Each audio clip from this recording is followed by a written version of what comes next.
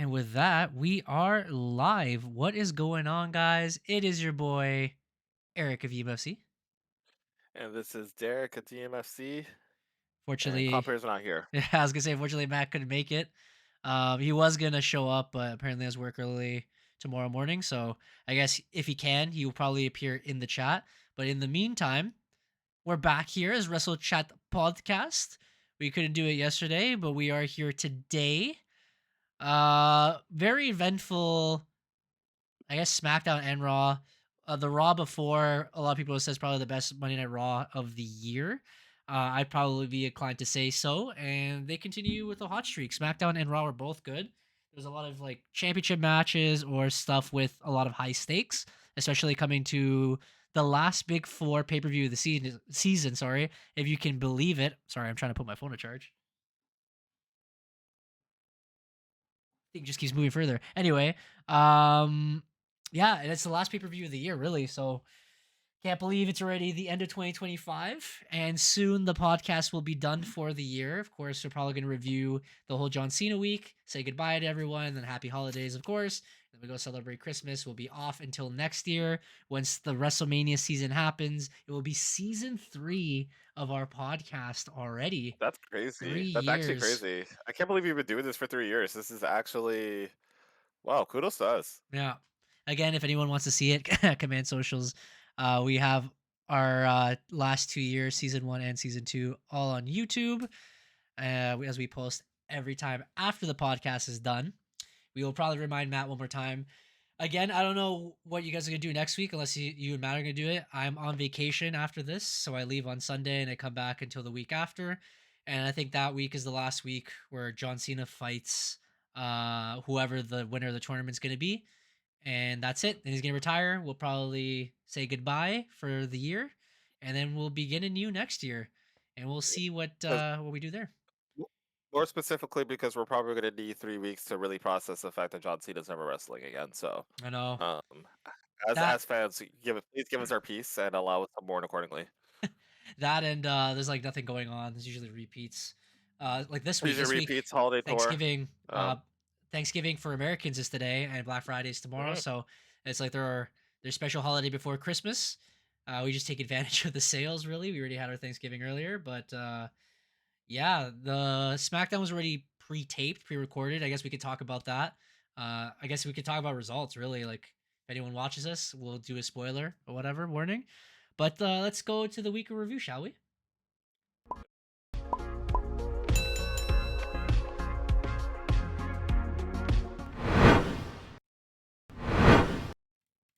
Alrighty. Forgot Matt's not here, so I was like, why is this looking weird? Starting with Friday Night SmackDown, hailing from somewhere in the United States, because it doesn't say here. Very eventful. A lot of I'm gonna summarize it this way. There's a lot of wrestling tropes that's happened throughout the last two nights, I guess, SmackDown and Raw. I don't know if your opinion would be the same, Derek, when it comes to that. But starting with Friday Night SmackDown, it was the new vision, I guess, in a way. They were discussing a little bit about what they're going to end up doing, and then all of a sudden they cued back. Oh, sorry, it was the Usos who was talking. I guess they were confronting the group, and then it cues to the back where Cody Rhodes in his tour bus, which is becoming kind of like the NXT parking lot. It's kind of like one of those jokes or whatever. He gets absolutely destroyed, demolished, bro. As you guys can see in the picture, he's bleeding. He falls out of his truck dead. And it's Drew McIntyre in the new Scotland FIFA World Cup kit, because that's the jersey they're going to be wearing next year in the FIFA World Cup. Here, of course, in Canada, United States, and Mexico, North America. And yeah, he's proud of what he's done. It is something they haven't done in a long time. The Usos come, they run backstage, and they try to see if Cody Rhodes is okay. They couldn't find Drew around, and that's how the night pretty much starts. Do you have anything to add to that? Did you think it was a good way to start the night? Um, I, I do have a comment about that segment Okay. because the internet was all over Logan Paul for this segment, and I didn't want to say anything because like I was I just just look like at what you whatever said. about it. Yeah. But like everyone was like commenting on the fact it's like, oh my god, Logan Paul like wrote his lines on his hand, like he's so professional, blah blah blah blah blah. And Yeah. people are trying to get at him. Paul posted a vlog basically saying that like they did that on purpose so that they can kind of like they can troll like everybody online. And 100% I know for a fact that they're not lying because like if you watch that segment because this is how you can tell the people who actually watch the segment versus the people who just like engaged the clickbait and were like, oh, no, no, no, no. Logan Paul looked at his hand deliberately during his promo. Like Okay. looked at his hand deliberately and showed everybody on it like that, like he had something written on his hand, and everyone was just Mhm. like, "Oh my god, he wrote his promo." And this is the thing, he didn't really even say anything. Like he said like a couple of things, then he looked at his hand and said like, "This is what I got to say about that." And that's when the Usos came out. So it's very evident that like he did it on purpose. Like we're really gonna pretend that like Logan Paul hasn't been doing this long enough and we know that this guy could cut really good promos. Like he's not shit at that shit, right? Like he was a former YouTuber. He knows how to talk. Yeah. But I just found it really funny that like everyone was hopping on it as soon as they saw something to kind of say like, "Yo, like this guy slipped. He's not as good." And it's just kind of like, Yeah. "Nah, like you guys are just idiots for like falling for it." But a lot of people fell for it. But It's a good point. overall the segment itself, I mean, yeah, I mean, I don't. We'll talk about like my feelings towards like Survivor Series war games like a little bit later, but like the segment was whatever, I guess. Like let's move forward.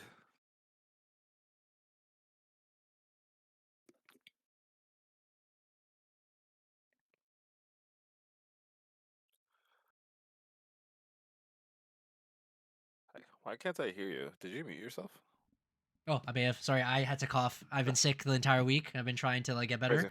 Crazy. I'm feeling better now, but sometimes I need to cough. Anyways, sorry. What I was saying is that in the first promo, I guess I didn't pay attention to the thing on his hand because maybe I was on my phone or something, or I walked out of the room. Yeah, But I saw yeah. it online everywhere, and I was like, "Holy smokes, that's crazy!" But I saw on the sheets, of course, what you mentioned about that he and Paul Heyman showed a video saying that it's not legit. It was a thing to troll.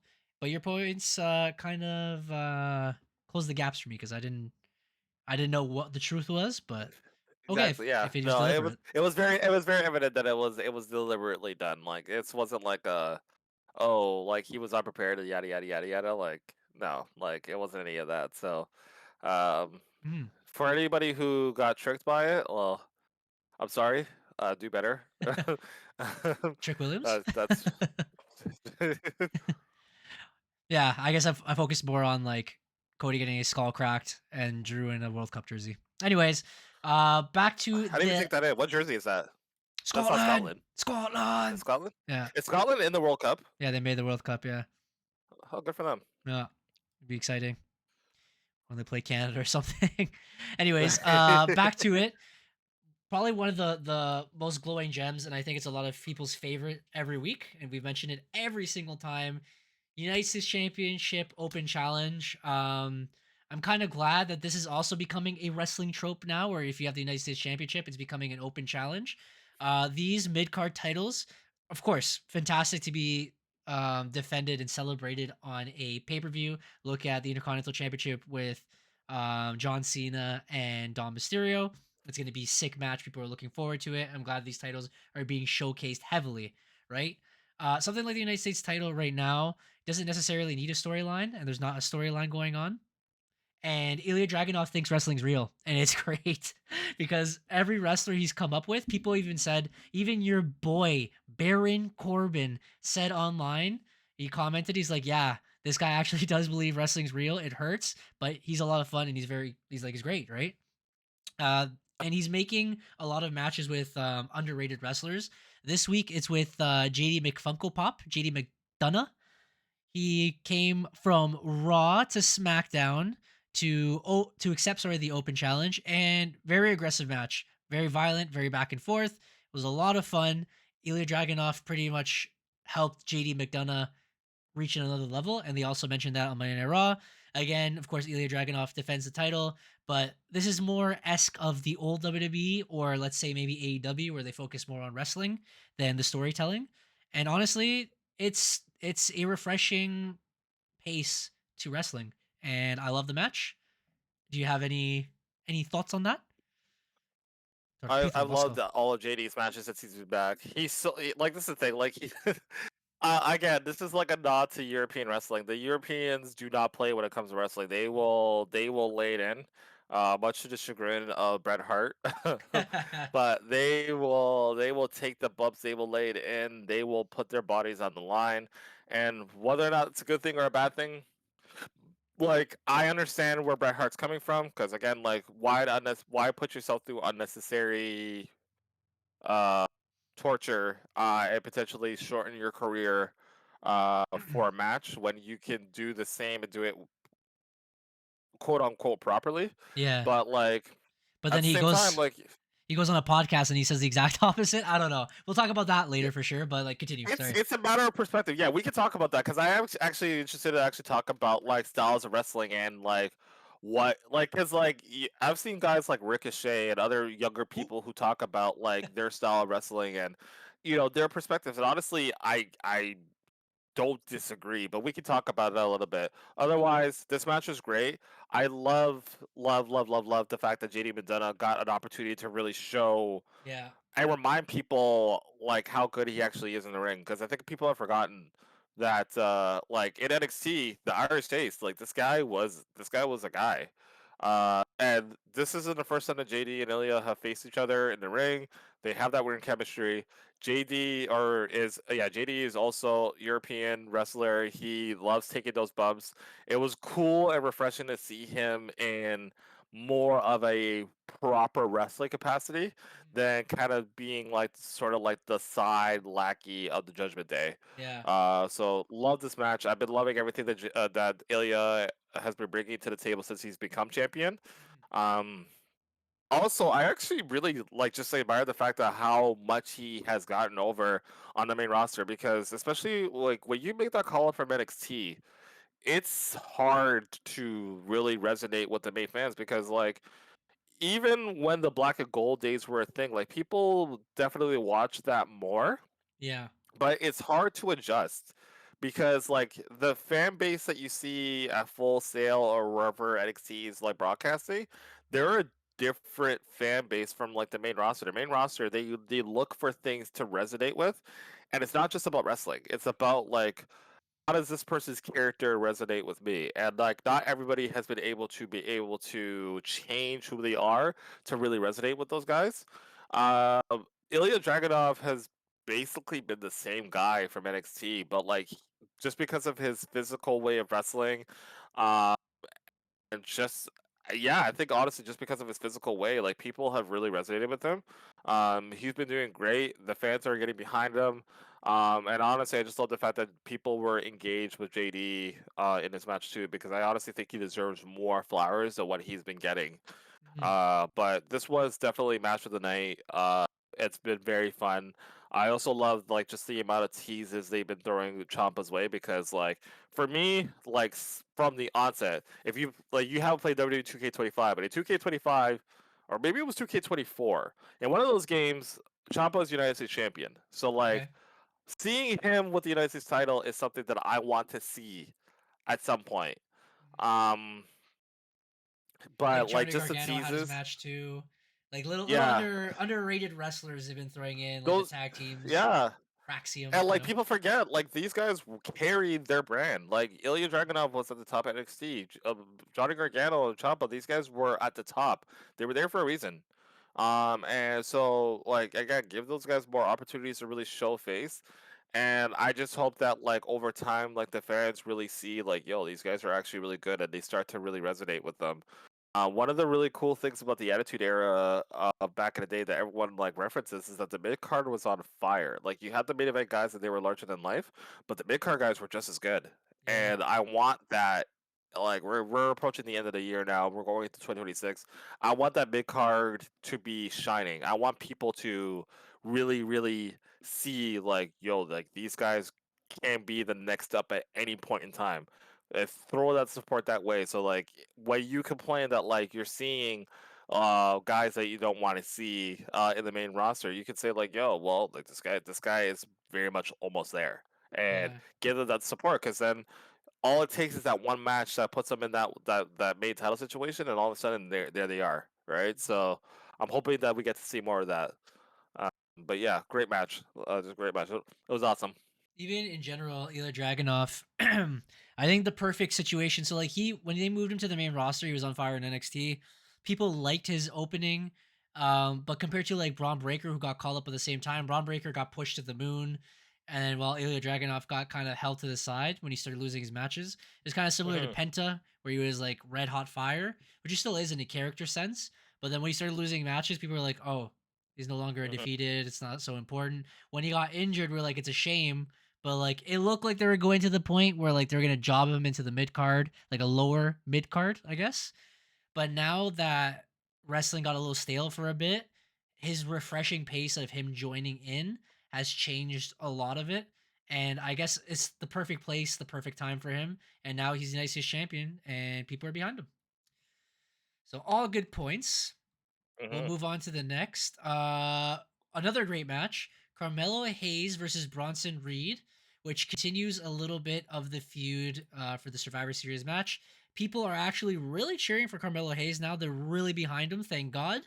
He's a fantastic wrestler. He was fantastic in NXT. They moved to the main roster again, similar to what they were going to do with Ilya. Made him into a lower mid card. He was always dropping out. Now it looks like they're actually trying to put importance to him, and it's great. It's working. The crowd is behind him, and they still made Bronson Reed look strong. There was interference by I think the Usos. I think they're the only ones who got involved that took out Braun Breaker and Logan Paul. In comes Cody Rhodes. He takes out Bronson Reed, which makes it a count out victory. So Carmelo Hayes qualifies to the next round, and that's what we kind of want to see when it comes to the John Cena tournament: is these young talents being showcased. And then Cody Rhodes cuts one hell of a promo. I don't know if you want to mention anything from that, Derek. I think you saw the promo. Oh, it was Matt that was actually commenting about it. I don't remember the exact lines he said, but he decided just to cook. Oh, there's Matt. Yeah, until he gets clapped. Welcome Matt into the chat. He did mention a couple of things. He mentioned Bronson Reed being one of the top talent Love it. in the group. He says he believes he's the top talent in that group. He says Love it. once he figures it out and he goes on his own, like he will do a whole lot better. He said Logan pretty much call Logan Paul shit. He's like, "You're shit. You've always been shit. Bye bye. No one cares about you." He said that Braun Breaker, a Rhodes historically, he's always been better than a Steiner. And what else did he say? Who else did he roast? He went to Paul Heyman specifically and said that like the ongoing trend between the two of them is that like any person that like Paul Heyman brings up and like puts over a pedestal, he buries them basically. So it's Hmm. just like you bring him up and I'm gonna be the guy that knocks him down, Okay. basically. Great promo. I like this is the thing. Like I love when like Cody Rhodes has never been shy of his promos. I always talk about how he rambles a lot, and he does. I love this promo just because he just got straight to the point. Straight to the heart, Um, bro. Shooting shots. and when he's in his bag and he's really cooking, bro, he cooks. Cooking. And it was yeah, it was a great promo. But talking about Carmelo Hayes, talking about the mid card again, Carmelo Hayes, this tournament has been doing great for him Yeah. because I feel like again, people are starting to see, wait, Carmelo Hayes actually pretty decent, like actually really good. Yeah. Like started to show more or less why he was the number one draft pick when they did the brand extension, Yeah. and it showed again when he had his match with Gunther on Monday. I really hope that obviously this tournament is to decide who faces John Cena for his final match, which is a big deal. But you also have to remember that the people who are involved in this tournament are in a huge spotlight, and this is the opportunity for them to really show themselves in front of the crowd, so that like even post tournament, they can be like, yo, like this guy did that, and they can kind of run with it. Carmelo Hayes, I think he started to show that he started to get his feet on the main roster a little bit. I think this tournament has helped him to really kind of get into that comfort zone. Yeah. So I just really hope that they really like run with that a little bit more, and kind of put him in a position for him to kind of show how good he is because again, NXT Mello Money. legitimately could not Melo's miss. money. Yeah, so like let's get these guys more exposure. Let's get them showing so that like 2026, like you could look at that card and be like, yo, like yeah, I'm into this, Hmm. and hopefully propel them into bigger opportunities so that like the future can be secured Hmm. once the present starts to like wind down. Because the John Cena retirement also kind of reminds us that like the guys that we're seeing at the top, they don't have that much time left. Roman Reigns probably has a couple years left. Cody Rhodes said that like his next contract is more likely going to be his last. Hmm. John Cena's already out the window, out the door. CM Seth Punk, Randy Rollins, like Orton. CM Punk, Randy Orton, those guys, like like they're like the next few years, you're not gonna see them anymore. Who's gonna be the one that's gonna be carrying the roster? Once those guys are gone, you gotta build those guys now, right? Yeah. So, It's true, and they are. This honestly, again, this continues into Monday Night Raw, which we'll continue about afterwards. Matt in the chat says he said CM Punk is old and shit. Also, and black shirt, Cody's a goat. I've seen people talk about Cody wearing a black shirt. And he's apparently his heel promos are a whole lot better. At the end, he does call out Brock Lesnar as well, and he says that Brock, remember who was the last person who beat you. Every time he faces him, he buries him. So good on Cody Rhodes. DOI defeat Fraxium. This is pretty cool. Because again, as we were talking about the United States Open Challenge, these guys are being highlighted a lot. At the end, it was, I believe, Gargano who rips off the mask off of Axiom. He had like a sick fade or something. Anyways, he pinned him 1, 2, 3. That's another wrestling trope added to the list because that is insane. Taking off a luchador's mask, which I thought was pretty cool match in general. Backstage, because I don't know if they're going to mention it here. Um, Chelsea Green was talking. She was mentioning how she's the greatest women's champion of all time. Jade Cargill confronts her and says, "You're not even the greatest women's champion on this roster. I'm the actual world champion. You're just like the United States champion." And then she's like, "I want you to say that to my face." And Chelsea Green is like, "To your face, bye." And she runs away. SmackDown was taped that same night, so a lot of these storylines that happen here will continue on the Friday night SmackDown that comes tomorrow, including this storyline. But anyways, I digress. We continue. Penta defeats Finn Balor in the Last Time Is Now tournament. I actually did not see this match. I don't know if it was good or not, but it's something that we'd expected. This does continue onto Monday Night Raw because Penta qualifies, of course, to the next round. Do you have mhm. anything to say about that, or just continue? I want Finn Balor to turn face. That's all I got to say about Okay. that. And then the last thing was the women teams. They came together, they confronted each other. And I don't know which team it's gonna be. It's the Charlotte Flair, Alexa Bliss, Io, and Rhea Ripley team. We might just call it Team Rhea. She said, or they, I guess, said they have a secret weapon. The secret weapon was AJ Lee, but then because of AJ Lee, they all get jumped, and Becky comes out to be the last member of, I guess she's calling it Team Becky. I think it's supposed to be Team Oscar. It sets up their Women's Survivor Series War Games match, which again we talked about. It's gonna it looks great. Honestly, I think both matches look great. They have a bunch of star power, and remind me about that later because I know Derek, you wanted to talk about that. You wanted to talk about just the matches in general. We'll talk about that Yeah. at the end when we summarize it. But Yep. what's his name? Santi, the other podcast slash streamer, the guy that always appears. He's also Yes. Canadian. Yes. Yes. Yes. Um, Oh, is he Canadian? I'm pretty sure he's also Colombian too, which is crazy. Yeah, I'm pretty sure he's Colombian. Yeah, I didn't know he was Canadian. Yeah, I watch his streams a lot. He's really, yeah. I like him. Rain Soul is talking to you. Rhea, stop looking at your phone. Dab, stop looking at your phone. Yo, Rain, don't watch that, all right? I can multitask, clearly, because I'm out here, I'm doing my thing, and my phone's popping. I'm sorry that you can't say the same about yourself. Oh man. Speaking about popping, now we're on to Monday Night Raw. Also starts with a banger. It continues from the momentum they had last week's Raw and SmackDown. It was Roman Reigns who starts off the night, which is insane enough as it is. He's actually showing up to work. The crowd was excited. They were at, I'm trying to remember what city they were in. That wasn't Madison Square, no, because John Cena wasn't there. Yeah. Where were they? because they had like a little plug to it, but I forgot what it was.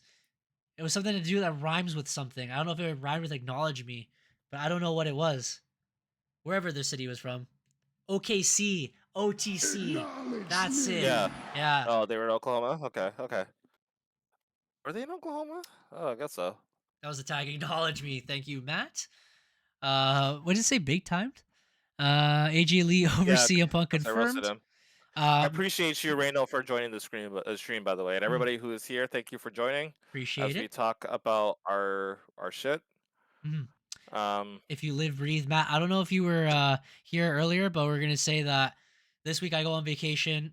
The week after is the John Cena week where he retires. We'll probably do that podcast, and then it's done for the year. That's the end of season 2, so that's another big thank you to everyone who's joined us. If you missed any, the replays are always again on YouTube, and we'll be back for the new year afterwards, and that will be season 3. That is the 3rd year of this podcast already. Time flies by when you're having fun, guys. You would have known. We're born this. Anyway, sorry, back to it. Roman Reigns was discussing Cody Rhodes is the next person to come out. That's why I was joking with Johnny saying it was thrice in a lifetime. This is one of the most important storylines in general in wrestling history, especially in our generation. It's probably one of the greatest main events. It main evented WrestleMania 40. Roman Reigns and Cody Rhodes confronting each other is a huge thing. I didn't think they were going to get back to this for a while, but they did. They started discussing back and forth how much they actually hate each other, but they're here on mutual ground. Cody Rhodes says, like, what is this in for you? And Roman says it's because his family's involved and he hates Seth Rollins and he hates the vision. He's been having these feuds. Um, but Cody's kind of teasing, like, you want kind of like a championship opportunity, and that's why you're here. That's when Cody Rhodes says this is my team, and Roman is like your team, and CM Punk comes out and he's like, I'm the world heavyweight champion. This is Monday Night Raw. It's one of them who mentioned that says Cody Rhodes should go home to SmackDown because that's where he belongs. That's his thing. This is Monday yes, Night that was Raw. Punk. And honestly, they're bouncing off each other well, promo wise. Like they were really really good. And Roman at the end teases. He's like, don't worry. At the end of the day, um, both those titles will look better on me than it would be on you, which is, I guess, teasing wrestling in general on their reigns. He walks out, and then I think CM Punk was the one who mentioned is like, who you're talking about, me or Cody? And then Roman looks back at them, is like, you two figure that out, and then walks away, which is a huge tease for Survivor Series. You mentioned it the week Yep. before that this Yep. could be a moment that would set up WrestleMania. Yep. I don't know if you have anything else to say about that. Matt says you would have known. It's the Street Fighter movie cast. That's true. It is. It It's the is. Street Fighter movie cast and the Zootopia movie Zootopia. cast, bro. Yeah. It's Yeah, the Zebra Bros or something like that. the Zebros. The Zebros. The Zebros. It's Hollywood in one picture. I'm happy that Roman is finally teasing his involvement back in the World Championship because it's been almost 2 years since he's been involved in the world title situation. Yeah. And there is a lot of people are like, actually, a lot of people are kind of split. Like, a lot of people are like, oh, like he's definitely gonna go after Cody, but like him going after Punk would be an interesting dynamic for sure, considering that like Jey Uso wants the world title. There's obviously stories on both ends. On one end, you have Cody. He goes after Cody. That's the rubber match, right? They both are 1-1 in terms of title matches against each other. Yeah. And then you look at Punk, and there's obviously some unresolved stuff there because of the Paul Heyman twist from last year.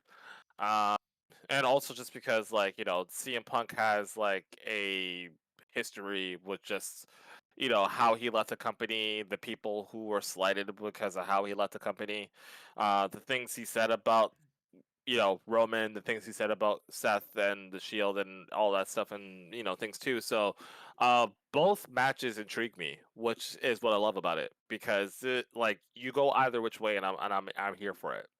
Matt in the chat saying, Um, and Punk, Seth, and Polly, and because Punk is shit, so relieve him. I think this is a good point. Like Roman versus CM Punk would be a box office attraction, just like name wise, not necessarily. Sorry, the wrestling. aspect of it. I think it would be a great promo off, a great match in general. I think it would be proper for Roman to win that match because then he would elevate the World Heavyweight Championship more. CM Punk being a wrestling legend, Roman Reigns being this icon that he is now. I think it would help elevate that title compared to having to see Roman versus Cody again. Because I'd be like, it feels like they're running out of ideas if that was the case, if they were doing that. I would like a thrice in a lifetime a little bit later, but right now I think the world title should be the one main eventing. But yeah, great promo in general. I think the tease was fantastic, but we'll continue that a little bit more. Back to the last time is now tournament. As we mentioned, Gunther qualified, Carmelo Hayes qualified. This is another time where they showcased that the crowd is behind not only Gunther, but behind Carmelo Hayes. He is now a huge fan favorite. People are cheering for him. This match was again proving why Gunther's such a fantastic wrestler because he's aggressive, he's strong, he's powerful, but kind of like how he did with Javon Evans the week before, he is making these guys look like stars. He's making them have these like comeback moments and attacks that are like stunning the crowd and making the crowd believe, even me when I was watching, that Carmelo Hayes can pull this off and pull off an upset and do the perfect underdog story. This is what John Cena has been talking about the entire year, elevating these superstars that are young talents, and as we've discussed before, that they need to start building these characters now. And Hmm. Hmm. finally, WWE are getting it right the last couple weeks, and they're actually creating new stars. And this is perfect. Unfortunately, Gunther still wins, which I guess in a way it's still fortunate because like people like the new Gunther is like the Walter version of it, which I do too. Yep. But Yep. I personally feel that Carmelo Hayes should have taken the step. What do you think? I don't know, chat. What do you guys think about that too? Matt said this match is a banger. Carmelo's still Hmm. top tier though. The way every opponent he faces, he's using their weaknesses against them or known their typical moves, and he dodges them. That's true. So Super this is effective tax. important. Too much Pokemon, but super So effective. I want to speak on how important it is to really put a spotlight on the people that you are working with. I think that a lot of fans, especially like more of the newer fans, believe that the way to get a person over is that they have to win.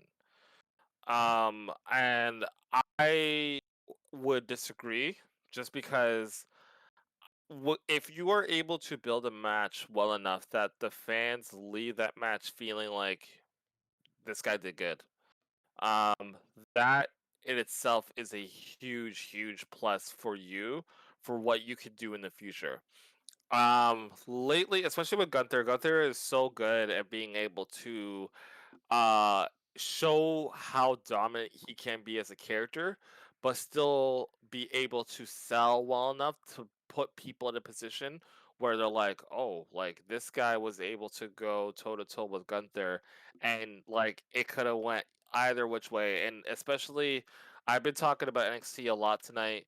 But when you go back to when Gunther was in, and I'll honestly, even beyond NXT, I'll make examples to like TNA when Bobby Lashley was champion, uh, Mhm. when Gunther was champion with the UK title, even when Roman Reigns was world champion for his historic title reign.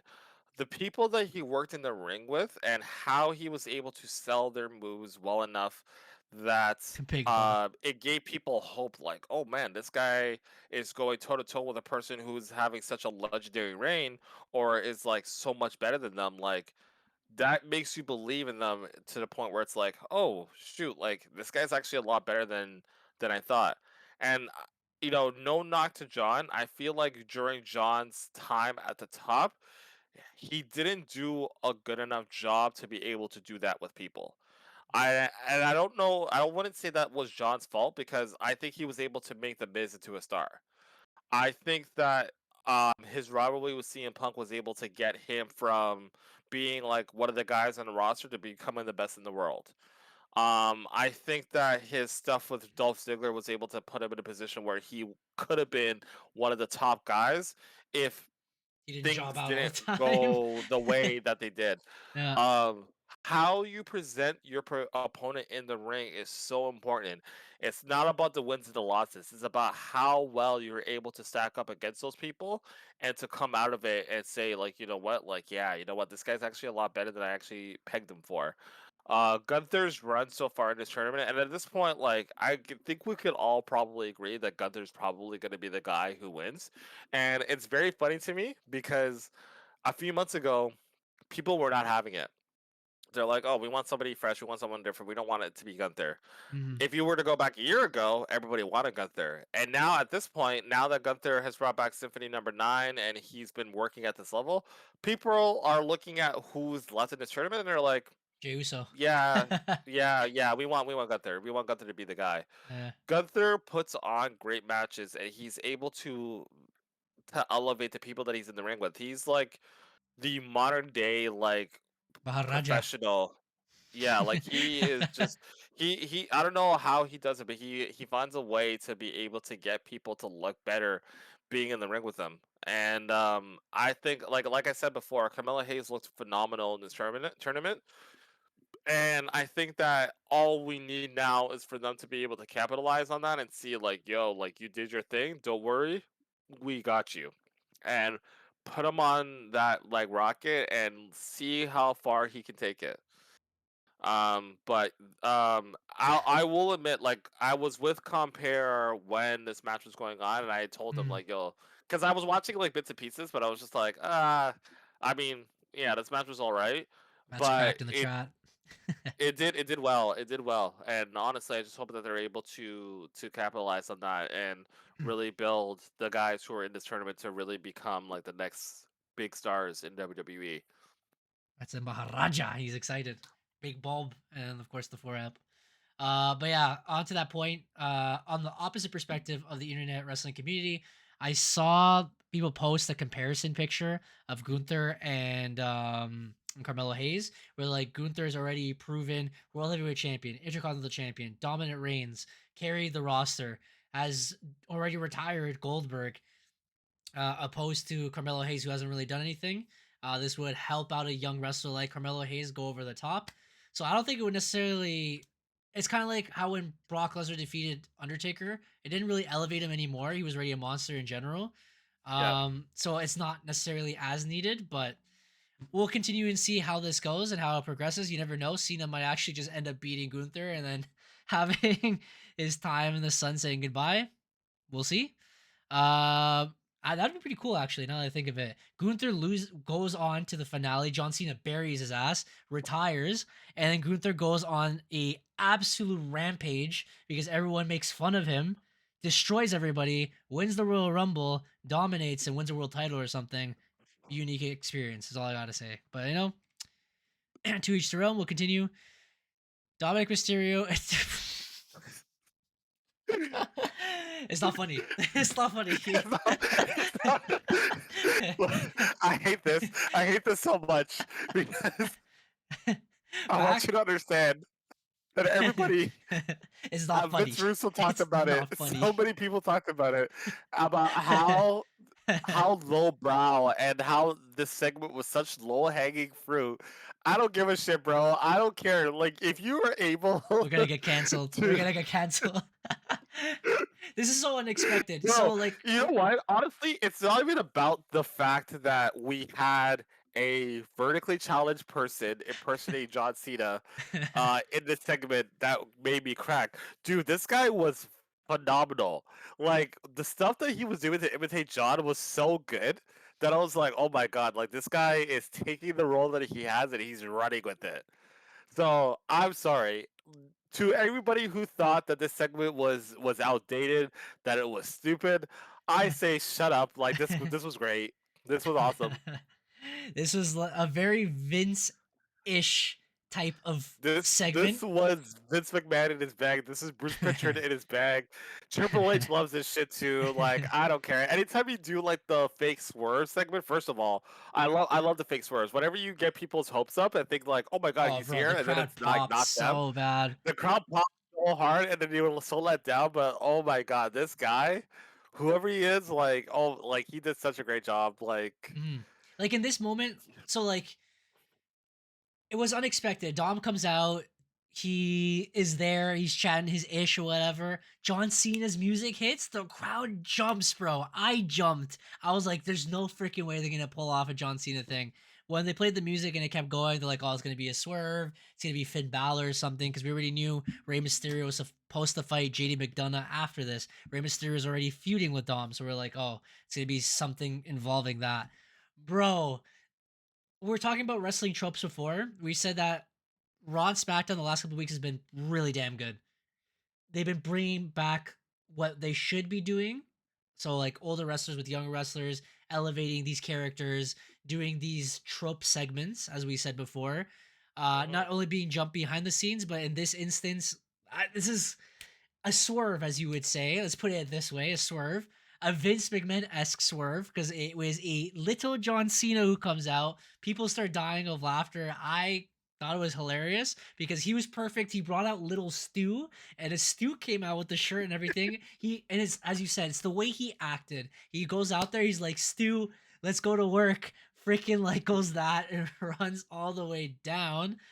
He does everything, even the promo. He's like, bro, fine speech. Like everything was perfect. It was a great segment. The crowd was behind him. He was gonna do the whole John Cena stuff, and Dom just kicks the shit out of him. Great segment. I don't know if it was at poor taste. Some people online maybe complain a little bit, but from what I saw, it was a good segment. Honestly, Dom is in his bag. It was fantastic. It does end up with Rey Mysterio coming out at the end. Very late, mind you. He was already destroyed little John Cena. Ray has his fight with JD McDonough.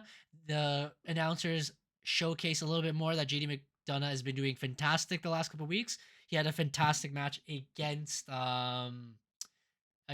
Dragunov for the United States title, and he's being elevated to the wrestler he should be. And Rey Mysterio buries his ass anyway. That's a swerve when you drive. Okay. I don't know if you want to talk about this, but there's a couple of things behind the scene which continue the storyline a little bit, which is good. So the Vision plus Logan Paul were talking behind the scenes, saying like they're gonna have the advantage match a little bit later.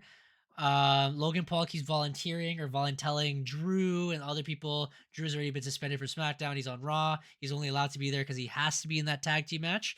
At the end of the day, they all pawn off Logan Paul to be the partner, and that Brock Hmm. Lesnar will be coming soon.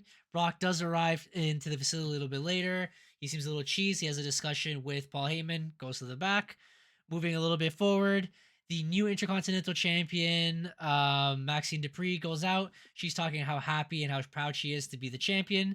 But now, like dogs out there, everyone's chasing after her. Ivy now comes in and she's like, I hope you're not comfortable because I'm coming after that championship. Then afterwards, Matt's little cherry blossom, Roxanne Perez, and Big Buck, of course, Raquel Rodriguez. They both are also trying to see that they want a championship match soon and they're gunning for her. So she has to look over her shoulder and get Natalia, is what they said. Good God, but whatever, because she's on the hunt. But this is good. Young, up and coming wrestling talent is being showcased. That's what this belt is for. Great, fantastic. Matt says, Brock, OMG, I slipped on my P Lesnar. That's a little bit later. Matt says, whoa, yeah, give me chingona bomb. And that leads us again to the Women's War Games match again. They all got in an all-out brawl. They all fight.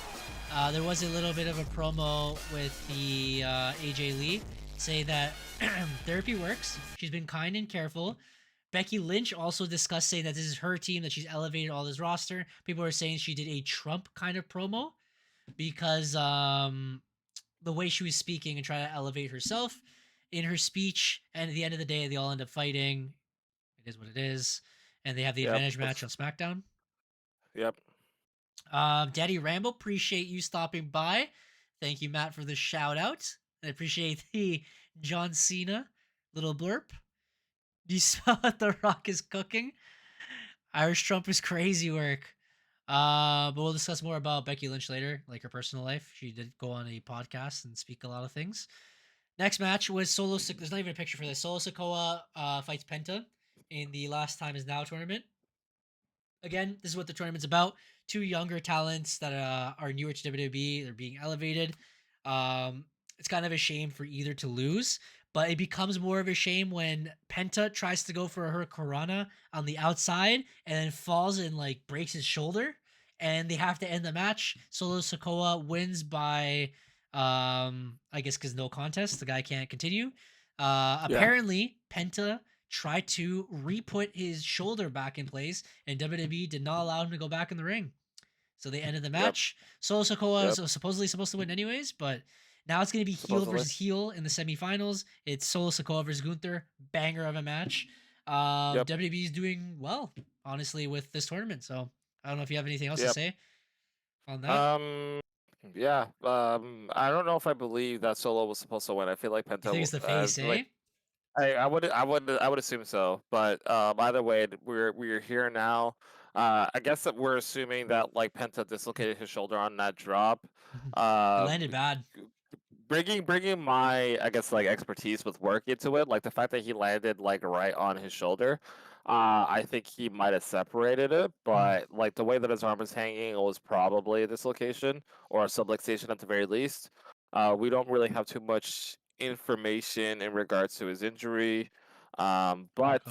Dislocation, Penta information, did. inflammation.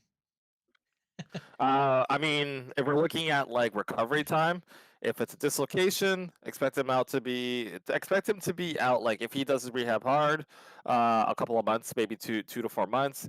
If it's an AC separation, depending on how bad the separation is, maybe like it can go range anywhere from 2 to 6 months. So we'll see if it was just like a freak accident and maybe he's a lot better. Because one of the things that really hurts me about this injury, I don't know if you saw the AAA event over the weekend, but the Lucha Bros were actually supposed to be reunited for AAA to face off against Dom Mysterio and El Grande Americano, Could have been sick. and which would have been sick. And now it doesn't look like that match is going to happen if Penta is injured. So super shitty on that account. Obviously, have like sending our best wishes to Penta. Hopefully that he is able to recover soon, and we can see him back in the ring. But unfortunate ending to what could have been a much better match. But we move forward. Mhm. Now, the last match of the night is the War Games Advantage match: Drew McIntyre and Logan Paul versus the Usos. They all fight. Everybody gets involved. Um, Off a distraction, I believe Drew McIntyre and Logan Paul defeat the Usos. I think it was Logan Paul who even did the pin. I don't remember. I just remember more so at the end of the match, everyone fighting. Brock Lesnar does end up appearing, and as Matt says, he goes to do like the stomp thing, and then the pyro happens, and he slips backwards. He laughs. He falls. He grabs his hat and he puts it on Braun Breaker. The last time he did that was he did that against Austin Theory, and now look where he's at now. So hopefully that's not an Yikes. omen of bad scenes. But that is the end of the night. It was just a huge brawl at the end, and that's it. Leads us to War Games, War games. which you can highlight now. Honestly, just looking around the page. I think that it's very um shoot, what was I gonna say? I was gonna say something. Um I don't remember. But let's talk about war games. All right, as you guys can see here, War Games picture is up. It looks like these two are probably going to end up starting the night for Survivor Series. It's going to be John Cena versus Dom Mysterio. Dom has his hometown advantage in San Diego, kind of like how John did in Boston. Let's see if they have all the pictures. Looks like they do. All right, so they have it in a specific order. Only 4 matches of the night. Of course, the War Games matches are going to last long. I'm probably going to have to be back in a second. So, should we start on the men's War Games match then? Sure. Maybe first. I think CM Punk said a little bit later, not in the night, but probably in the week. He's like he believes the woman should be the one match ending in the night. This is where I'm going to mention Santi's stuff very quickly, where he said online he believes that there hasn't been this amount of star power in one pay per view in one night in a very long time. They said, look at the War Games men's match when it comes to the Usos, Roman Reigns, Cody Rhodes, CM Punk. These guys are main event guys already. Brock Lesnar, Braun Breaker, Drew McIntyre. We'll leave Logan Paul on the side. Paul Heyman and Bronson Reed. These guys are all main event, either up and coming stars or wrestling legends. All input on the exact same night. If you look at the women's roster, it's very similar as well with big names and former world champions.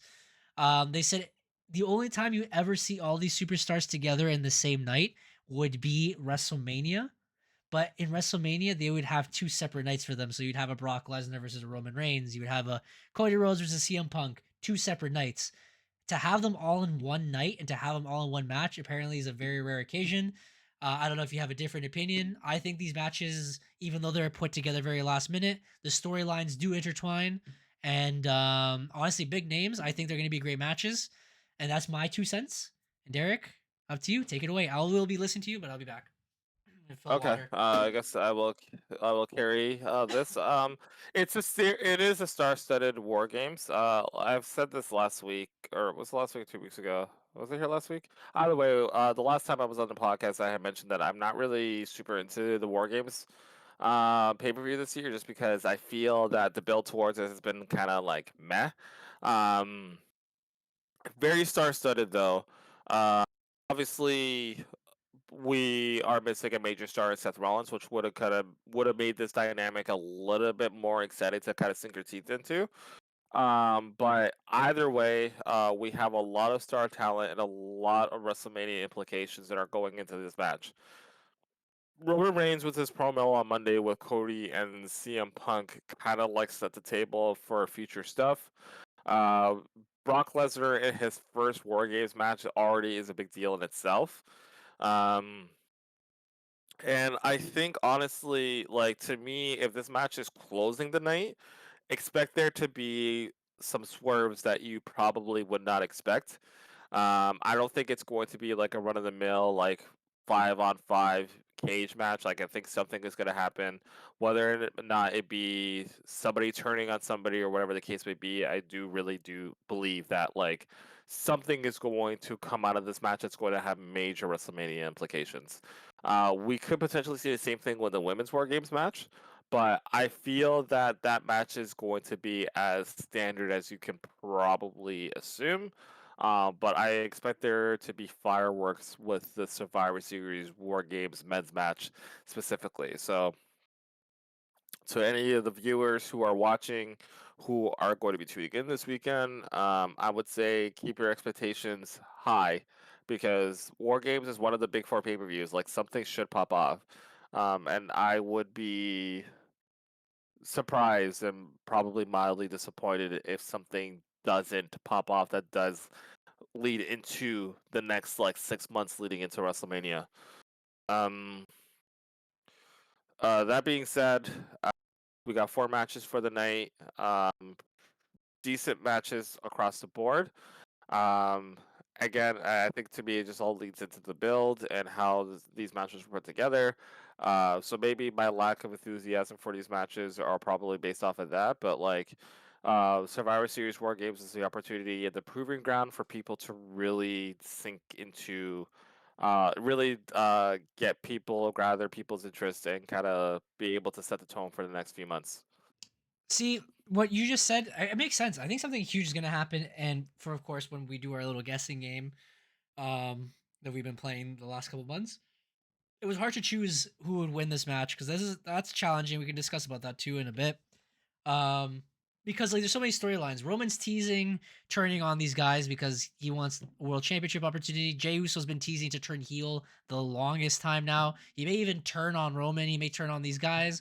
He wants the championship. He's always showcased that he's won the championship because these guys are in the way. I feel like the other guys have more of a common goal. I don't know if Brock Lesnar is going to play nice with everyone. That's another thing. Maybe teasing a Brock versus Braun later in the future, which would be cool too. Um, but here's the thing: the last couple of years, the faces have won all the War Games matches, and it's always been Team Roman. Um, the women's on that side, I think the women good guys are gonna win this time. They might turn on Becky Mm. Lynch because Becky Lynch is teasing this whole heel persona of like being freaking out and stuff. So we'll see how this goes. I want to ask you one quick question before we move on to the rest of the matches on the card. And I guess anybody in the chat and Matt, if you're there, if you want to answer this too, you mentioned Seth Rollins. Seth Rollins was Mm-hmm. supposed to be here, right? Mm-hmm. If Seth was still here, who would have taken that last spot? Would it have been Brock Lesnar or would it have been Logan Paul? And Definitely Brock Lesnar. You think Brock Lesnar is the person that wasn't supposed to be on the pay per view? No. I think Brock Lesnar was supposed to be. So Logan Paul. I don't think Logan Paul was supposed to be here. Okay. And not to say that Logan Paul won't do his thing. Like he always delivers, as much as we hate it. He always does deliver whenever the lights are on. So I think he's gonna do just fine in this match. But I don't think he would have been in here if Seth Rollins didn't get injured, right? So, and I think there would have been a lot of cool interactions and cool implications if Seth Rollins is in there. Obviously, the ongoing stuff with him and Roman, his stuff with Cody, his stuff with Seth. He's got beef with basically everybody on that team. Whereas like Logan Paul kind of just seems like obnoxious jerk who like can piss off anybody at any point in time. Mm. But like I'm not gonna look at like a stare down on Logan Paul and Cody Rhodes to be like, oh, that's awesome, you know. But if Seth Rollins is in there, as soon as like Reigns and Seth Rollins like lock eyes, the people are gonna erupt, right? So Yeah, you're right. Yeah, yeah, probably would have been like the Logan Paul. match is still going to be great, and like they still do have a great amount of talent in here. Hopefully Bronson Reed doesn't break his ankles again. And I don't mean Yeah. that in an insulting way, but just like last year he broke his ankle. So, Mhm. um, maybe don't do tsunami from the top this time. Maybe stay away from that. But the match will still, I think, deliver and do its thing. Mhm. Um, but yeah, I definitely think that Logan Paul would not have been in this situation if not for Seth Rollins. But again, this presents an opportunity for Logan Paul to continue to show people that he belongs here. Mhm. Carry for a bit. I'm gonna step out for Yep. a second. You also did a good shout where this is gonna be Brock Lesnar's first Survivor Series War Games match. So that's pretty cool. I didn't really take that in. Imagine putting a beast into two cages, bro. He's gonna be suplexing mans from one ring to the other. Also want to shout out Matt in the chat. It's pretty funny. That's why I was laughing sometimes throughout Derek's speech. He did say, "Just remember what rhymes with Brock," and I was just thinking, sticking the rooster the whole time. It was funny. Anyways, it's gonna be a great match. Again, it's gonna be a lot of turns. I was also laughing with when Derek was speaking as well because he mentioned how this might be a big surprise. So I was thinking The Rock again. Oh, that's what Matt was talking about. But yeah, we'll see what happens. I don't know what might be the cause of people turning on each other, but I feel like both teams have a high probability of turning on each other. Saturday, November 29th, 7 p.m. Guys, 7 p.m. this time. Alrighty. The next one would be the women's War Games match. Again, CM Punk has mentioned that this should be the main event of the night.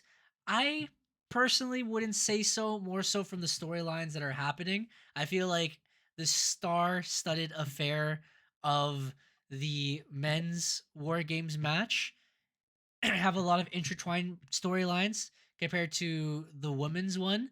The women been fantastic. Like I said, Evolution is probably the best pay per view that they had this year. Besides, I think they kind of redeemed themselves with SummerSlam a little bit. Um, but Derek, would you consider this match to be the main event? What, the women's or the men's? The women's. I was saying the Uh, men's are star studded. I feel like they have more of a lot of intertwining storylines being mixed.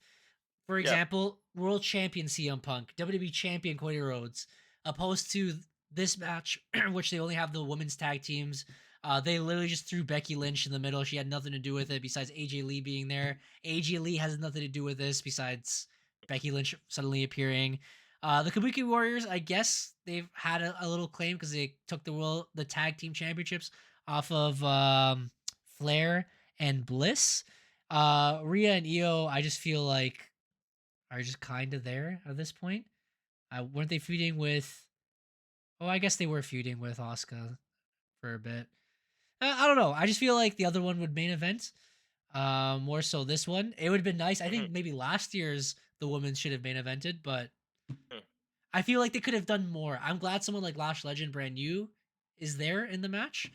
mhm, But if you added someone like world champion Stephanie Vakir or WWE champion Jade Cargill, I thought I would have been more star studded than what the men's are offering, from my opinion anyway. What do you mhm. think? I still think it's gonna be a banger of a match. I just don't Yeah. know. AJ Lee was slow, sluggish, and was not what I expected the last time we saw. You know? Um. So I will say that it all depends on where they go from the matches.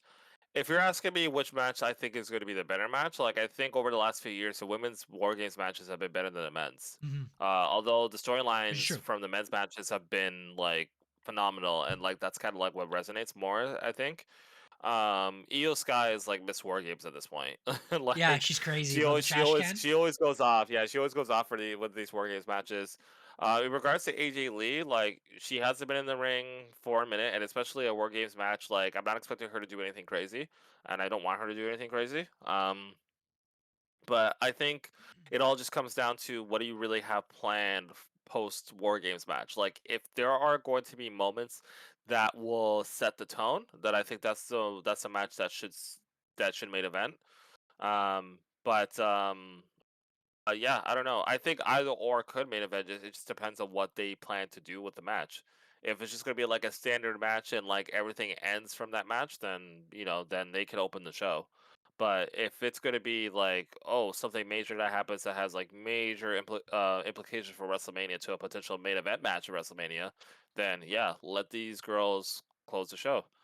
I think that it's funny because like you look at AJ Lee's like past match with the tag team match that she had with CM Punk against Seth and Becky, and although yeah, like people will say like maybe she was like a little bit slower and stuff like that, like AJ was never like a crazy like I wouldn't say athletic. She is very athletic, but like people resonated with AJ more so because of her character and more so because of just like how unpredictable she was in the ring, on the mic, and just like overall in general. And I think that during the time that she was on top, you had a lot of women who were kind of just like there. Like Nikki Bella was the Divas champion, Paige was there, but other than that, there were like a lot of people who were still trying to like find their footing. Whereas like you look at the women's roster now, and like a lot of these women are like the main acts of the show, right? It's very hard to be able to compete with that when you have women like Rhea Ripley, Becky Lynch, Io Sky, Charlotte. Like these girls are established and they are showing that like they have every reason to main event any pay per view at any given time. So kind of like the comparison of CM Punk that Matt likes to bring up a lot of the time. CM Punk was the best in the world back in 2012 when the roster was filled with a lot of guys that were still trying to figure out where they stood. And he was the guy who like rejected the fact that like the people that they put at the top were considered to be the best because he was working his ass off. Now everybody's working their ass off, and now like you can't look at those guys the same way because it's like back then there weren't a lot of people who could really step up to really uh step up to guys like Cena and Punk, whereas now literally anybody can. And I think that's what people kind of don't really realize. I actually have a few patients. Like I have a lot of patients who are wrestling fans, and one of my patients like never watched AJ Lee in her prime, and was like, "Oh, like I'm not really convinced with her." And it was just like, "Yeah, well, you didn't see her back then. Like nowadays, like." Why would you care for AJ Lee when Rhea Ripley is like getting crazy reactions when Io Sky is like doing cross bodies with trash cans off of atop of a steel cage? That wasn't happening like 10 years ago. Exactly. You know what I Yeah. mean? So I think that when you see that these women from the past who are legends in their own right coming back into this environment now, like the women are willing to do more and are willing to do anything and are actually given the freedom to do those things, whereas like back then they weren't. And that's what made that time so important because they had to push and scratch and claw to be able to get those opportunities so that the women today could do those things. So, like I think that's kind of just like what it is. I'm interested to see how AJ is like in this environment because she's never really worked a match like this before. Uh, I'm interested to see like we saw how Punk is like at War Games already, and like we know that like although like he's definitely older, he can still hold his own in these weird stipulation matches. But yeah, I think we'll just see. But to answer your earlier question before I went on my tangent, like I think the main event goes to wherever the long term goal for their program is. So if we see something major that will set up something major, like we can obviously assume that AJ and Becky Lynch are probably going to have their one-on-one match at some point, and that's been teased a lot. But Yeah. I think there's more interest in where does Jey Uso go? What does Roman Reigns do? What's CM Punk's next challenger? Like what does Brock Lesnar do after this? Like there's a lot of questions coming out of that men's War Games match that I think warrant them to close. Okay. So that is the two War Games matches. On to another big match. It's the Intercontinental Championship between Dom and John Cena. I think we discussed it enough the last couple weeks where this is John Cena's actual last pay-per-view or PLE match. It's going to be great. I think John Cena is going to pull out all the stops. In this instance, Dominic Mysterio put John Cena over in his own hometown. He finally got the chance to win the Intercontinental Championship. He gave him that one last opportunity. Now that Dom's in his hometown, I think if you're gonna have so many repetitive matches, because they had that one also in Madison Square Garden in his last Monday Night Raw ever, where John is kind of like giving back, and I feel like he's gonna give back to Dom now. There's no reason to have him fight Dom 3 times and not drop the title. Why are you gonna bury this kid? So most likely this is just the passing of the belt. And at the end, we'll see how his retirement match is gonna be. I still think the retirement match defending the title would have been sick, but honestly, I think it's gonna be as good as that first match. I don't know if you have anything else to put towards this match, Derek. Just know that we're gonna cry after this when John Cena is done. Yeah, well, this is his last PLE. After this, like we got one more appearance. And a lot of people are split as to the direction that they're going to go. A lot of people think like Cena might win this match and carry the Intercontinental Championship over to Saturday Night's main event. I think you were one of those people. Yeah. And I don't know, like either situation would be interesting. Either situation would be fine. I personally don't see it. I think that just like because like if we do see Gunther versus Cena for his final match and Gunther wins, Gunther becomes Intercontinental Champion. Like we could do that. We've seen it before, but we can do it. See it. But Dom is also already a champion, and I don't know. I just like It's hard. it is kind of hard. Like I personally do believe that Dom will retain it.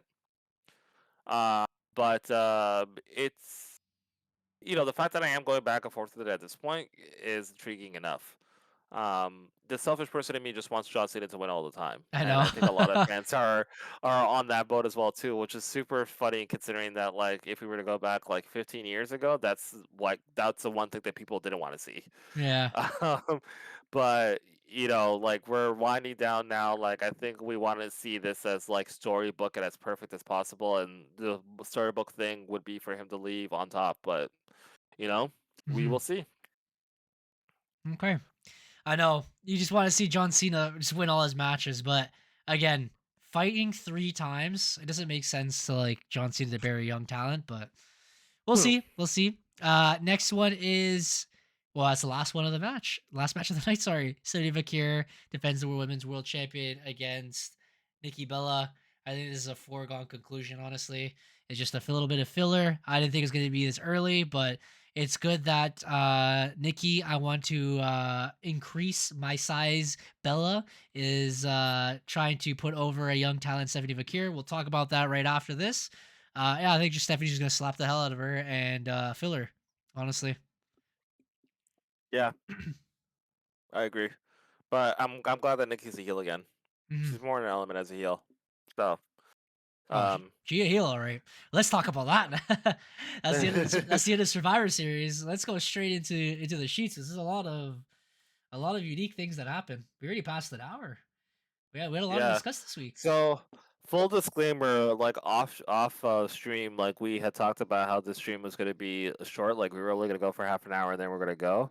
But Eric should know by now that whenever I'm on here, we don't go short. We always go long. But there's a lot to talk about this week. A lot of things happened, and I feel like this part was going to be longer than what we just did. But we'll see. Ayo, pause. Let's go into the sheets. Where the hell's the bud? Let's get lost in the sheets. Yeah, you know. Welcome to Matt's dirt sheets where he nuts up and shuts up. He's not even here, so we're gonna have to do the whole thing for him. Sorry. There is a lot of things that went on. Let's start with Nikki Bella. Nikki Bella was on a tear, discussing a few things. First thing she mentioned that she posts thirst traps on purpose online. The more we all do, sometimes I'm gonna showcase a little bit. Is just the way she's put it, the way she said it. She says she did it on purpose. I guess maybe he's more so her age. She's like, what, 41, 42. She says that she doesn't get much attention anymore and is the only way she can actually get attention. I know we've discussed this all week with our own personal opinions. I don't know if we're going to put that onto the interwebs, of course. But yeah, that's a big cry for something, I guess. Like, I don't know. At her age, with everything that's happened, like, I don't know if that was like the best way to do it. She says for sure that the next, because she has to fix her implant or whatever, the next implant she's gonna make them bigger. That's why we made that little joke a little bit earlier. Um, but yeah, she's given her opinion on that. And I think another thing that she put out there is that she was gonna see her ex husband for Thanksgiving. Because apparently they co-parent. And yeah, it was, I guess, been a big week now, right? Because today is American Thanksgiving. Um, Saturday she fights for the championship, so I think it's an eventful week for her. I don't know Mhm. if you want to say anything, or should we pause on that and just keep it going? I'll say things. I'm not gonna offend anybody because I will give her credit where credit is due. I think what Nikki Bella is doing is saying is very much what a lot of people, a lot of women don't really say because they're afraid of what we're doing right now, which is talk about it. But I think that a lot of women do and want to do the same thing that she is saying. Like, what about it? She's 42. Like, she knows she looks good, and she knows she's going to garner attention if she posts the thirst traps, right? I think as men, if we don't want to give her the attention, then don't give her the attention. But she is getting the attention, so like that just gives her more reason to post the thirst traps. When she says stuff like that, it gives men a reaction, and that's what she wants, right? As men, we should probably not give her the attention if it's something that bothers us, but clearly it does not. So all the power to her. If she wants to thirst trap and the people want to jump into it, they're going to jump.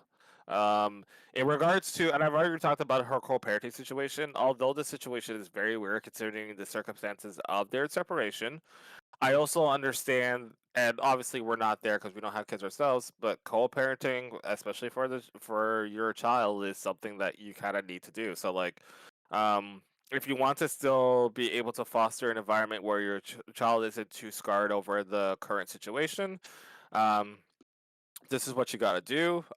Whether or not it's something that she wants to do, or if it's like a weird cry for help because she's not in a relationship, that's not for us to say. It's her life and she kind of chooses what she wants to do with it.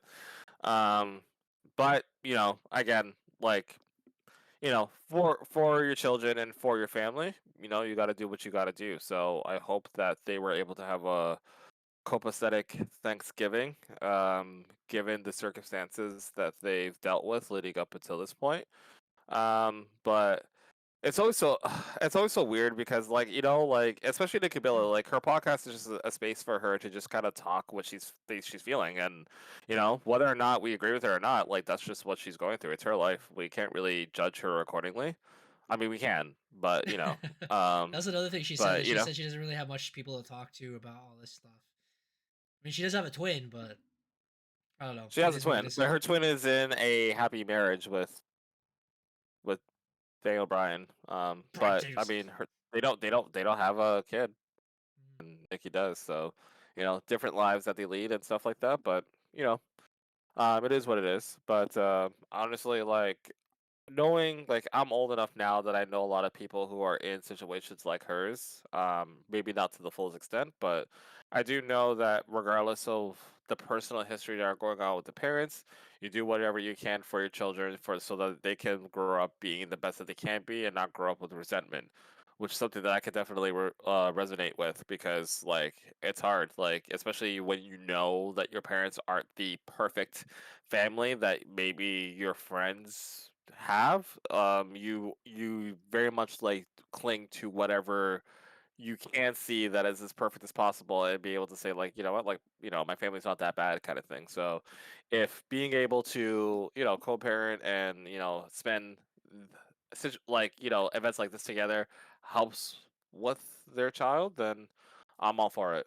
Mhm. All right, moving on. There's still a couple more important things. Becky Lynch went on a podcast with Seth Rollins. Seth Rollins was demolishing whatever he was eating. Um, they they You had a just lot to eat that podcast. they discuss a lot of important points. One about the relationship where she didn't want to ruin what they had. She said that Seth Rollins was I wouldn't say womanizer. It was just more so like he was getting into relationships and it wasn't ending well, and he was getting like this reputation. So like he discussed with a lot of women from the locker room how he was with women. He said that she said sorry that he had a great friendship with him and didn't want to ruin it, and she I guess didn't want to risk it. And Seth kept agreeing with her while he was chewing on his food. He was like, "Mm-hmm, mm-hmm, it's true." He said he was a different person during that time, and at the end, when it was the right moment, it was the right moment. They got together. Um, this is another big thing. She mentioned Lacey Evans. She said she was talking about her career, her ups or downs and stuff, whatever. She said that she did feel like a big down where she main evented WrestleMania. She did all that. She won the championship. She did the whole man thing, and then the next match she had was to defend against Lacey Evans, and she thought that was like a weak match. She thought Lacey Evans didn't wasn't up to the standard for a title championship match. Kind of like carrying her. Lacey Evans has gone back to call her out and saying that she hasn't heard anybody cry more than Becky Lynch, including her daughter. She said that she couldn't even pull off simple moves and like moonsaults and stuff like that.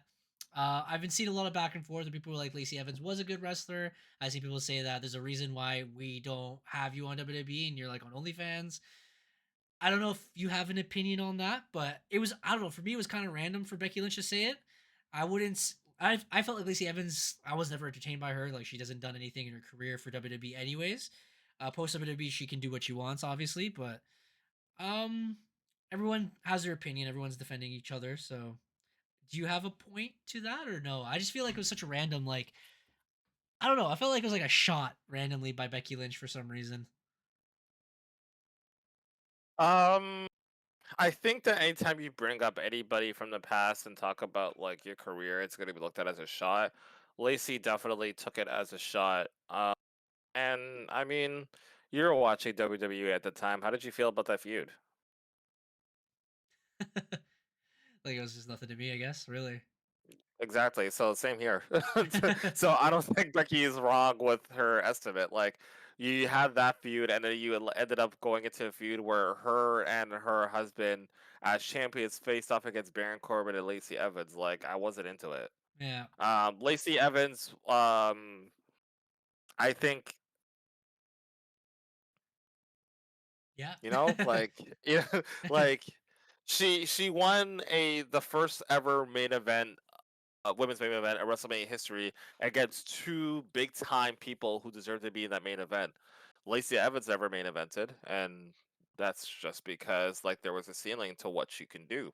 So like if you go from Charlotte Flair, Ronda Rousey to Lacey Evans, yeah, it's a bit of a step down. Like you gotta call it for what it is. It's not necessarily saying that she should, but it is definitely a step down. But that's also like I feel like John Cena had the same situation with a lot of guys that he faced after his WrestleMania main events. Like if you look at like him facing The Rock at WrestleMania becoming champion, and then his first title defense was against Mark Henry, which to no disrespect to Mark Henry, he is a Hall of Famer, but like that's not the feud that you would expect.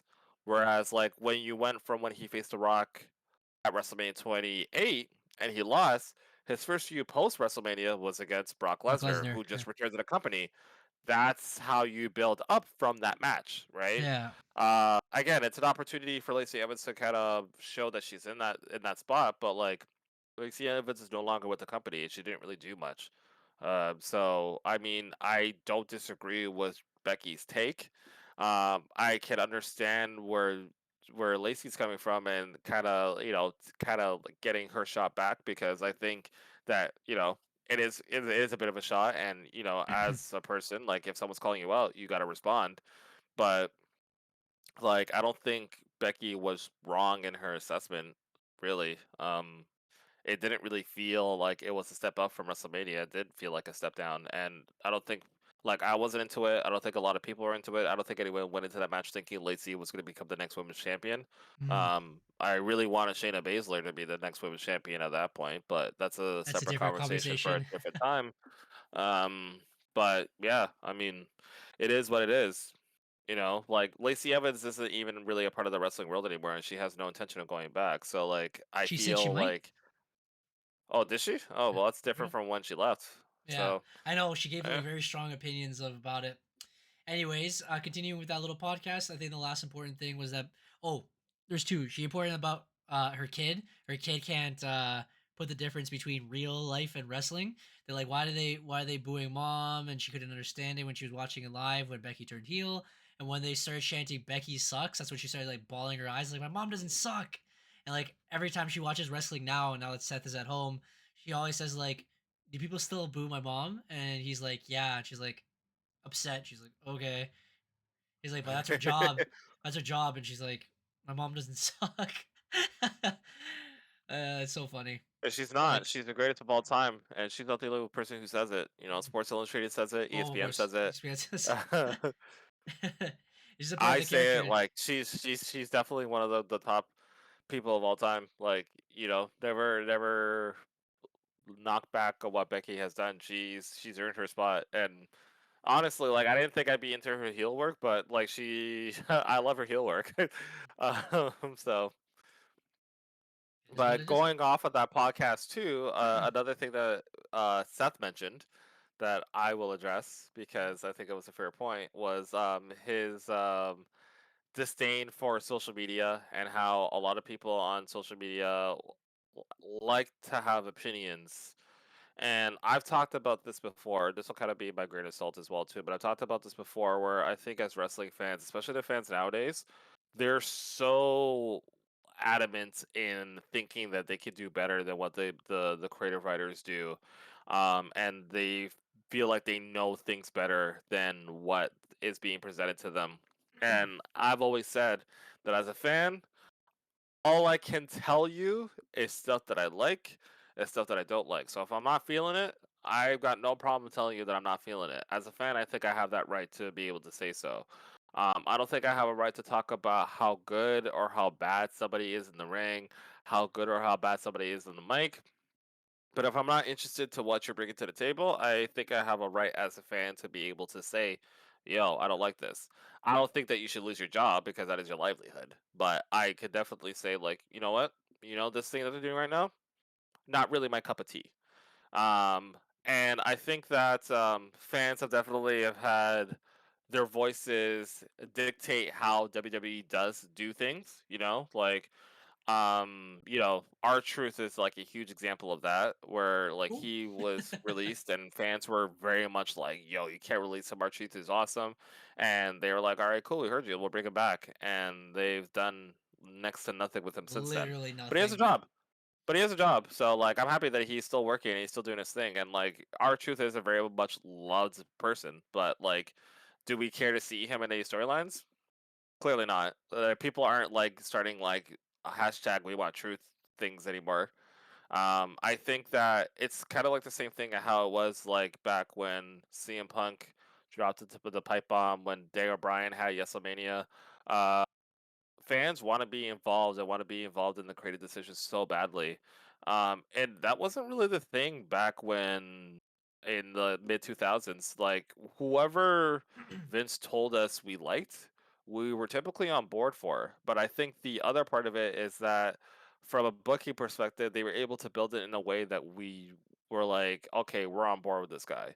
So if I were able to like pull it to recent memory, like a lot of people weren't feeling Gunther being John Cena's last opponent, but they have been able to build his return and his matches well enough to like now it's like, you know what? No, never mind. We mess with Gunther, right? Yeah. And it's in that respect that I understand why WWE decides to book things for the crowd and not for the people at home, because so many people have so many polarizing opinions about what they watch and what they see, and they say like, oh, I don't like this, or this is stupid, or like, oh, this guy can't wrestle, he needs to go back to the PC, and blah blah blah blah blah blah. But like when they're out there in front of like 20,000 paying customers, like they're getting their reactions, and that's what's most important, Mhm. right? Like, so at some point, you kind of need to be able to separate the toxic fan culture from online and be able to just work with what works. Because eventually, those toxic people will come around and say, like, you know what, maybe I was wrong. Yeah. Um, so I understand where Seth is going, but Seth and social media have a very, very polarizing relationship, and he has not been shy about that as well. He has a lot of opinions, and it's kind of ironic that he's calling us out on his opinions, but he's had a lot of opinions that are on the internet. But that also just speaks to the passion of Seth Rollins. That's also one of the reasons why I enjoy watching him, because I know how much he cares about what is going on, and he cares about his craft. So, but yeah, it was a very interesting take. I That think like your podcast is funny. opinions, yeah, their opinions are pretty strong. I think Becky's last mention was that there was a wrestler that she remained unnamed, a male wrestler that she was Hmm. warned about that if the woman slept with him, he would ruin their career. If he advanced, he did like his advances to the woman, and she denied him, he would bury her. That was it. She said that she avoided him. But it was a massive thing. They didn't say the name. A lot of people were upset because they're like, "Why would you defend like a predator like this?" The more people talk about it, the more they think it's past tense. I feel like it's a bit of a shame. Obviously, it's different compared to what it was now. Like women wrestling, it's all about talent, skill, and Triple H really promotes that a lot. But it's kind of sad to hear that that was a situation in the past. A lot of people trying to guess who it is, like a Brock or a Vince. I'm not sure who that would be. I wasn't sure they'd be even on the roster now if that was the case. But yeah, very interesting podcast. We're moving along because it's already been an hour and a half. We've gone through this pretty quickly. Yeah. Um, or pretty quickly. I mean, like slowly. We had a lot to talk about. Anyway, let's go through it quickly. If we're speaking about other things, one I Show Speed was training wrestling. He was with Randy Orton. He was doing a bunch of bumps and skills. It was really, really cool. It was really sick. He's pretty athletic. I don't know how the fan reaction would be, but I thought it was cool for what it was. Not sure if it's going to continue that way, but it was a very interesting video, and we finally figured out what Randy Orton's doing. When it comes to other podcasts or interviews, I guess Bret the Hitman Hart got interviewed, and it's probably gonna be the last thing we say because we know we're gonna ramble on this. Um, he's a grumpy old man, a big grouch. He still has a lot of strong opinions. Going off of what he said this time, he's mentioned wrestlers he didn't necessarily like. He mentioned how I don't know what it was. It was one of the previous WrestleManias. It was two wrestlers that didn't really elevate him. I think maybe one of them was Ultimate Warrior. Maybe it was not. Maybe it was someone else. They didn't really put people over. He says that that's what sometimes the talent should do. He was upset that some wrestlers weren't wrestling to their full potential, so they were like doing fake hits. He said that they do fake punches. They open their hand, they slap. They said that he was looking at Irish fella Sheamus, and he says he doesn't throw real punches, which is crazy because if he has seen any Sheamus matches, it's all about brute strength and punching and smashing the hell out of people's chests. I don't know. I don't know if you have an opinion on that, Derek, but it's true in some respect. He said, "Look at my previous matches. I'll show you how you throw a real punch." He showed a WrestleMania match where he was punching someone. He said that didn't hurt him. I don't know if that's true. I don't know if they should continue with closed hands. But he, like we discussed before, he previously mentioned that real wrestling shouldn't be happening. That you should protect the wrestler, but at the same time, he wants people that punch each other, close hands. I don't know. He did say that he liked a wrestler, and it's the goat, of course, of all goats, Rey Mysterio. He loves his longevity and his talent in the ring. So maybe he is there somewhere. He's not all lost it. Um, any opinions on that before we get to the Shawn Michaels part? Didn't Rey Mysterio kill somebody in the ring? He did. That was an Uh, accident though. The guy should have bounced back, but he moved forward and he got kicked in the head. yeah. Um, Redact that, by the way, for the YouTube clip because I don't know if that's something that's appropriate to talk about. But I don't either know. way, um, uh, Bret Hart, Bret Hart's funny. He's been a bitter old man for years, and you can maybe attribute it to maybe like some things in his brain have been shuffled around since his stroke.